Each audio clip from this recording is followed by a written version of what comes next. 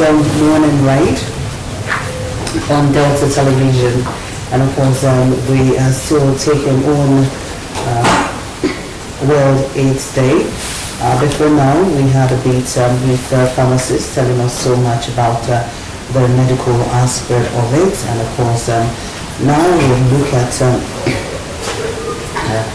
the International Day proper, and of course activities of SACA, talking about Delta State Action Committee on AIDS. We have Dr. John Osuyali as the project manager, very much in the studios to tell us more about it. Now we're looking at Delta State. Pleasure to have you join us, sir. Yeah, good morning. Good morning, Deltans. Good morning, sir. It's a pleasure.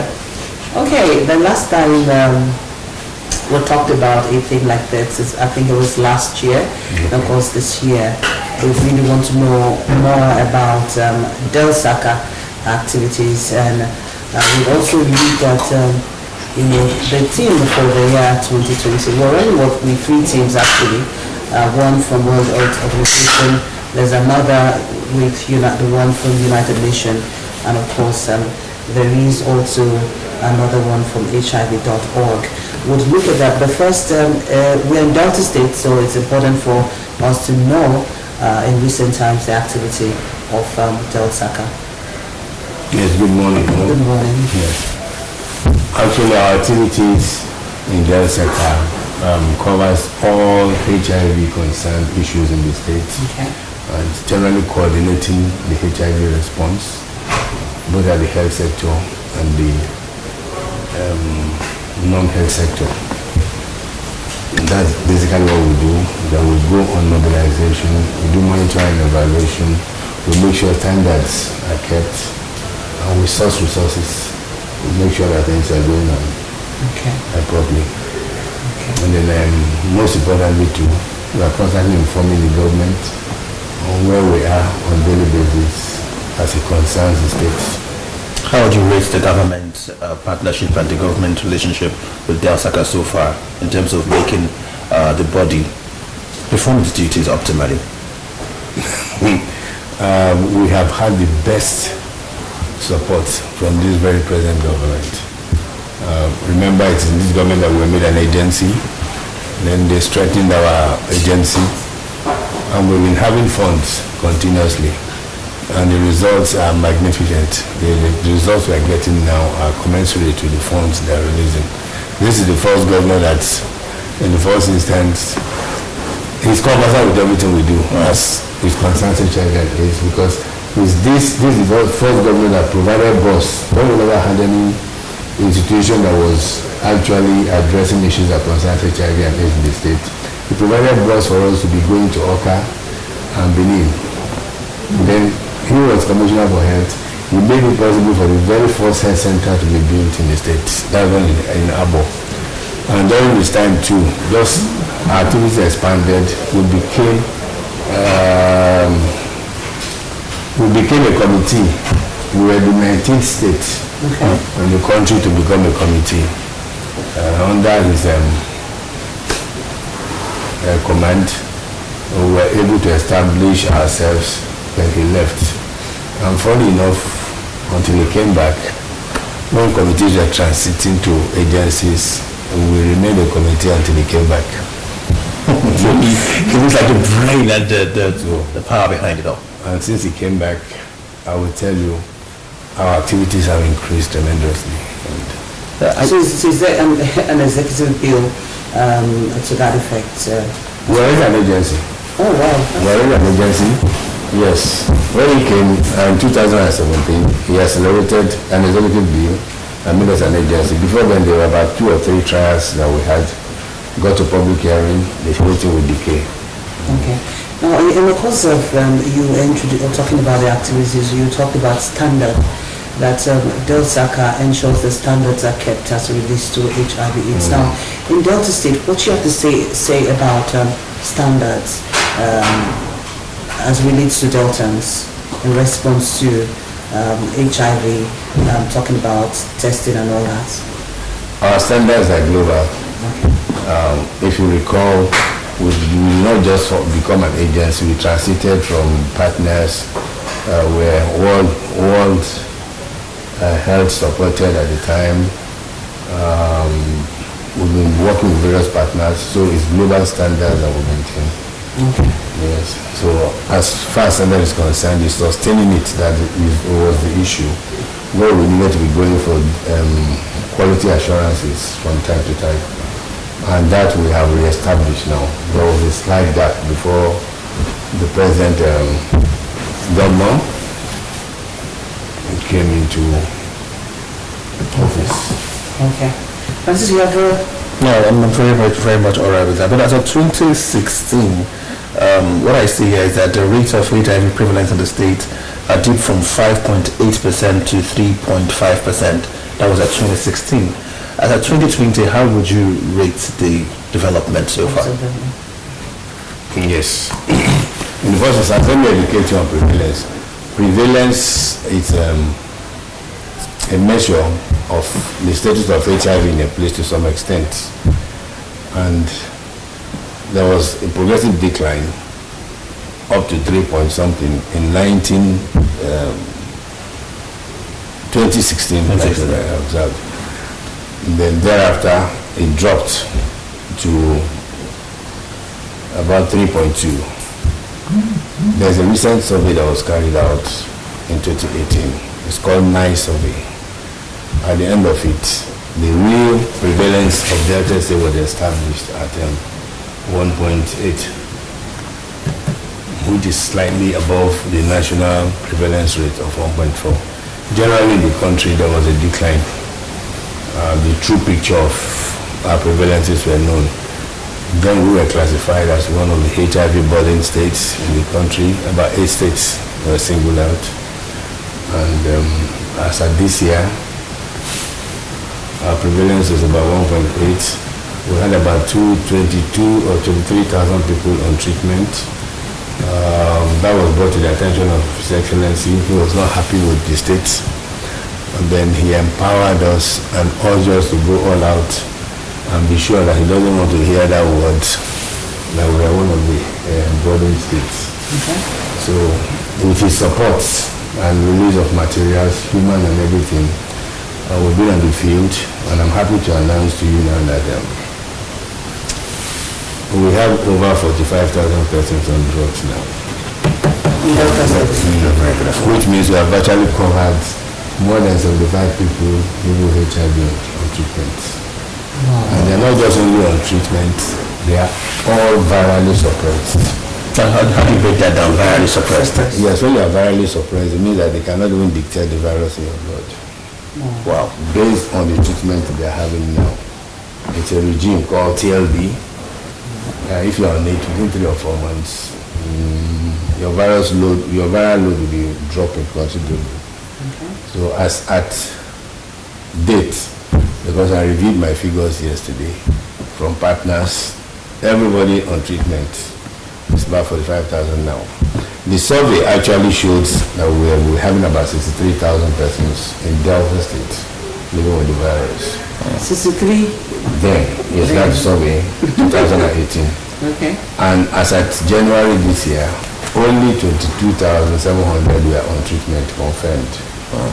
Between January and now, which means it took us 15 years to place 22,700 people on treatment. But between January and now, which is less than 11 months, we have about 45,000 persons on treatment.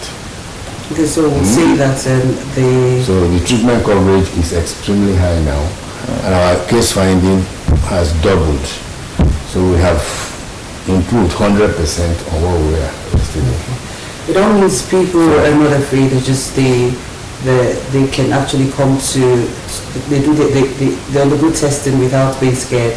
Let's look at the level of before now. People are always afraid of I don't want to know my status. I'm good. So you can actually say that the compliance level is actually very good now in terms of testing. The compliance level is something else. People voluntarily come for testing now. Wow. And the beauty of it all, people have been coming before, but maybe we might not have sufficient materials. Now the state government have made it possible. Just ask for testing and it is done. And to add to it, there are new innovations now. Self-testing. Yes. Okay, how efficient is that? After answering how is that done? Well, self-testing is highly reliable. We have adopted it as an algorithm, one of the tests nationally. It's a global test that has been accepted, but in Nigeria we have accepted it now. It's highly reliable, about 98% reliable, which means if you test 100 persons, it's not unlikely that the whole 98 will be true. So do you have the test, self-test kit available? We launched it just last month. Oh, okay. We invited the people to come and cover it. I thought DBS was there. My Honorable Commissioner of Information was there. He actually graced the occasion and he gave us quite some support. He promised they are going to disseminate the Zimbabwe. That's a very good one. And all it takes is, most of you. Is it expensive or it's affordable. It's affordable. It's already in circulation, but not extensively in circulation. Yes. I think the logistics now, they are involving community pharmacies in the distribution and so on. It's going to be affordable. They actually donated some to the states. Maybe I'll make some available to you in the broadcasting house. They donated about 10,000 test kits to us. Okay. And then thereafter, you can afford it. It's a simple test to carry out. All we need is just your gingival exudate. Just scrape you need to see the visual. It doesn't take more than 20 minutes in your bedroom, in your toilet. It comes with a CD as well? It comes with a CD to direct you, or... We'll start playing the CD. If I get the clearance from the Commissioner for Information, I've managed to extract CD somewhere. Maybe we'll have to start airing it so that people can see. You don't need too much training. You just look at it once. You can self-test. Then if you are positive from your self-test, you go to the next facility for confirmation. Okay. And once you are confirmed, the beauty about HIV now is you are immediately placed on treatment. So the treatments that we're looking at, I know that it is antiretroviral drugs. Is it free? Nobody has ever charged you for antiretroviral drugs. Okay. Now let's look at this other aspect, international support. I don't know that the US so far, since 2003, has invested $6 billion on HIV and AIDS. Now let's in Delta State? Well, in Nigeria. We're talking generally in Nigeria. So let's see how that transcends to Delta State in terms of benefits. Well, I cannot authenticate the $6 billion because, but I will tell you that whatever support we got internationally, national support, that Delta State benefited all along. I'm aware it's through their PEFA fund. They call it PEFA fund. Yes. That we've been getting support. Yes. I'm not too sure of how much Delta State got, but as at that time we were getting support both in treatment, prevention, OVCs, and so on. However, they pulled out as far back as 2014, 15, 16. They started giving us a warning that donor fatigue was setting in. Then they pulled out of laboratory services as at 2016. That was when we now had some slight break. They were not easy. Changes are not easy to come by. But luckily for us, our governor came on board, and the very moment we informed him, he started reversing the trend, making funds available to make sure that he can maintain skeletal services until condition improved. Okay. As at date, we're actually no longer dependent on partners much, but we need their support. But I was going to ask you the level of cooperation between partners, whether from NGOs or private establishments. How has SACA been partnering with all these bodies, or is it just solely from the state government? Well, no. We have sponsors. Okay. External sponsors, but the fatigue has set in. It's not as it used to be before. Like now, we have 3 major partners in the state: Caritas, Nigerian and Catholic Relief, and then AKIS. Those ones are being supported not by Delta State government, they're being supported by PEFA, American government, some global fund support and so on. And they work in our facilities. Most of their activities are hospital based. Then community activities, state government has taken over most of our activities in the communities. So you see us working in hotels, communities, marketplaces and so on. But at the end of the day, we coordinate activities of both partners and so on. We're always having joint meetings on monthly basis on some occasion, quarterly basis on some issues and so on. Okay. So our cooperation is perfect. Okay, now let's look at today being World AIDS Day and the themes we have running. From that of United Nations, it's on global solidarity, shared responsibility. And the World Health Organization has a theme in tandem with United Nations that has to do with global solidarity, resilience, HIV services. And now the HIV.org website has another theme to commemorate the day, ending the HIV/AIDS epidemic, resilience and impact. Now, how does this theme resonate with you by your position? Well, you've just read 3 separate themes. I'm happy you mentioned one is global, we have national, we have global and so on. It's geographic and depends on the one you want to adopt. But I think the global one supersedes. And from the look of it, yes. Shared responsibility. Shared responsibility. And every issue that concerns HIV and AIDS has always been shared responsibility. No one person can really carry out most of those things. And that we're intensifying efforts now to see how much we locally can see how we can come together and collectively see how we can drive issues positively for our populations. So the thing resonates with us. Okay.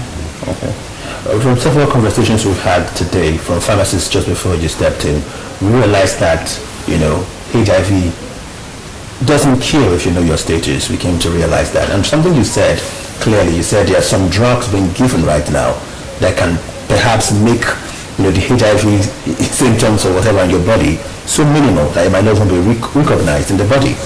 We've had many of these conversations right here ongoing. We just want you to explain further on awareness programs being done by SACA to make people understand the role of stigmatization and the role of knowing one's status as a way of combating the effect or the adverse effect of HIV and AIDS. Now the rule of stigmatization, I'll come to that. First of all, there is a target. It's a global target, UNAIDS target. 95, 95, 95 simply implies that they expect 95% of our population to know their status by the year 2030. And out of those 95%, it's expected too that those that know their status and are positive, which means they have contracted the virus, they should be on treatment. And if they are on treatment, they expect 95% of those on treatment to have viral suppression. All these are aimed towards epidemic control. So it's assumed that by the year 2030, HIV will be fully controlled. That is one aspect. Now, in Delta State, for example, I have tried for the past 10 years to see one case of AIDS. AIDS is untreated HIV one. But it's been a bit difficult. And what does that tell you? It means that people are beginning to key into existing opportunities that the state affords. Or kind of. At best, you have contracted the virus. And if you look very well now, I tell you, people are coming out on their own to know their status. The stigma is not much of an issue again. People are beginning to realize that HIV is a chronic ailment, just like diabetes, just like hypertension, and so on. And you can live with it. Most importantly now, that we know that you can suppress the virus to the extent that you cannot transmit it to the third person, to a third party, if you are on your medication. Much as you know there is no cure, all you need to do is to comply, be on your medication. And the beauty of it all is the medication has been so modified. It's not that when we take cocktails of vaccine tablets 3 times a day, no. Just a single tablet a day, you're off. So would it be every day? Is it every day? Yeah, every day. Every day? You try. Even if you have to skip, there are ways you have to make up for skipped doses, but you are advised not to, so that you don't develop resistance in any form. Now you talk about... If you are hypertensive, you are virtually on drugs almost every day.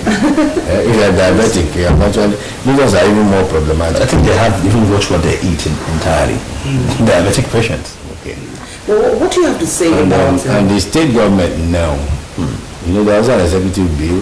Almost immediately, the government said it needs an executive bill. Almost immediately, State House of Assembly sponsored a bill. We have had public hearing as it concerns stigma and stigmatization, and we are just waiting for the perfect documents now. The government actually is waiting to have this sent to the perfected documents. We are at the final stage, so we are working in all fronts. It is really informative interacting with you. Dr. John Osuyali, he is the project manager at Delta State. No, I'm the executive secretary now. Okay, you're the executive secretary now. Okay, he's now the executive secretary Del SACA, Delta State Action Committee. Agency for the Control of HIV. Okay, it's now agency for the control. I mean, we're a committee. Okay, all right then. We appreciate you for coming and of course for setting it right. The best part of it is the innovative HIV service that has to do with self-test. So we do hope that, of course, people will definitely key into that and get in. Thank you very much for coming, and it's also very interesting to note that it's also very interesting to note that stigmatization has actually reduced drastically, and people are not afraid of going to knowing their status, as it were. So today being World AIDS Day, remember to fly your red ribbon in support for those who have passed and of course those who live in with the virus positively. Stay with us now. It's about time to let you in on national news as we take on our dailies. Of course, we'll be taking our papers shortly back.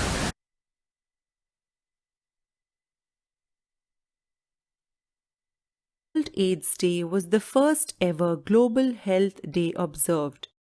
Do you know what AIDS stands for? It is an acronym for Acquired Immunodeficiency Syndrome, and the virus that causes the disease is HIV, the Human Immunodeficiency Virus. Globally, there are an estimated 38 million people who have the virus. Currently, there is no known cure for AIDS, though the symptoms of the syndrome can be managed with medication and the progress of the disease can be slowed down with strict medical care. In simple terms, AIDS affects our body's immunity. It makes the immune system weaker, and people with AIDS tend to get other infections often and find it difficult to recover from these secondary infections. This red ribbon is a symbol of the fight against AIDS and is used to spread awareness about it. Do you know how it was chosen? In 1991, the AIDS crisis was on an increase, and a group of artists came together to create a meaningful symbol to show support and compassion for those with AIDS and their caregivers. The color red was chosen for its connection to blood and the idea of passion. The ribbon format was selected in part because it was easy to recreate and wear. The original instructions were: cut the red ribbon in 6-inch length, then fold at the top into an inverted V shape. Use a safety pin to attach to clothing. HIV is spread by contact with certain bodily fluids of a person with HIV.